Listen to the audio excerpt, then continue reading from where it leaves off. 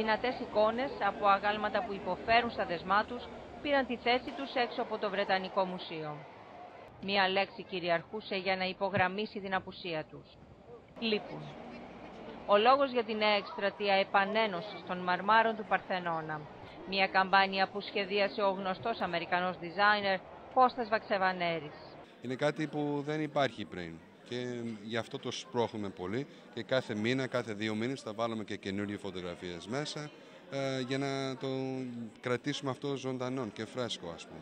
Μέσα στο μουσείο τα γλυπτά του Παρθενώνα συγκεντρώνουν πλήθος επισκεπτών από όλο τον κόσμο. Τα μοναδικά σε ομορφιά έργα τέχνης υποτάσσουν τον θεατή στην έγκλη τους αβίαστα.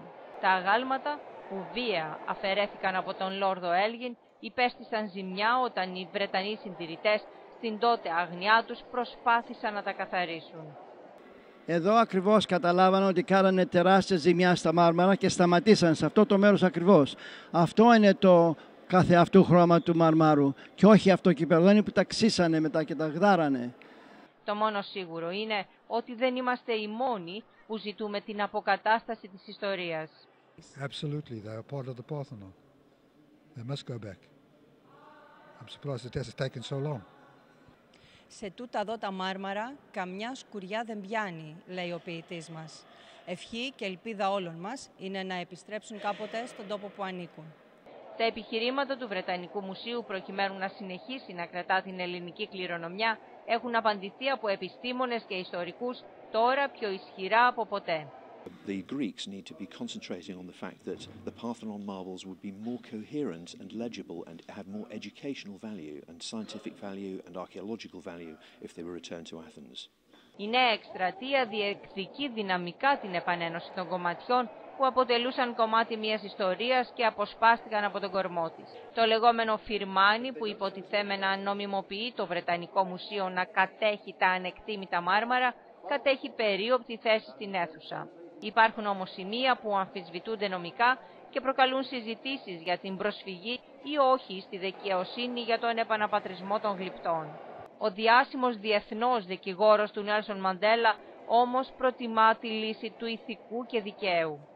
Νομίζω μπορούμε εύκολα να αποδείξουμε ότι αυτό το κομμάτι, το χαρτί του στα Ιταλικά, τα οποία έστω και να ή το φιρμάν, δεν δίνει δικαίωμα να καταστρέψουν τα αγάλματα και να τα πάρουν μακριά. Όλα τα θέματα παρουσιάστηκαν σε μια ανοιχτή συζήτηση των διαφορετικών επιτροπών για τα μάρμαρα του Παρθενώνα από όλο τον κόσμο. Most people aren't aware of the campaign, but we find that when we do make them aware, they say, yes, of course, they should go back.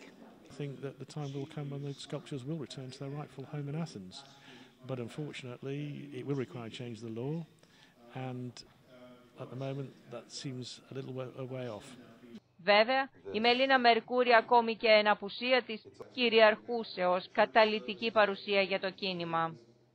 Δηλαδή όταν πήγα και είπα στη Μελίνα και στον Τζούλη ότι ο άνδρας μου είπε πρέπει να είναι Βρετανή, ο Τζούλη είπε, πήδησε πάνω και είπε αυτό είναι. Δεν το σκεφτήκαμε. Και έτσι έγινε Βρετανική Επιτροπή.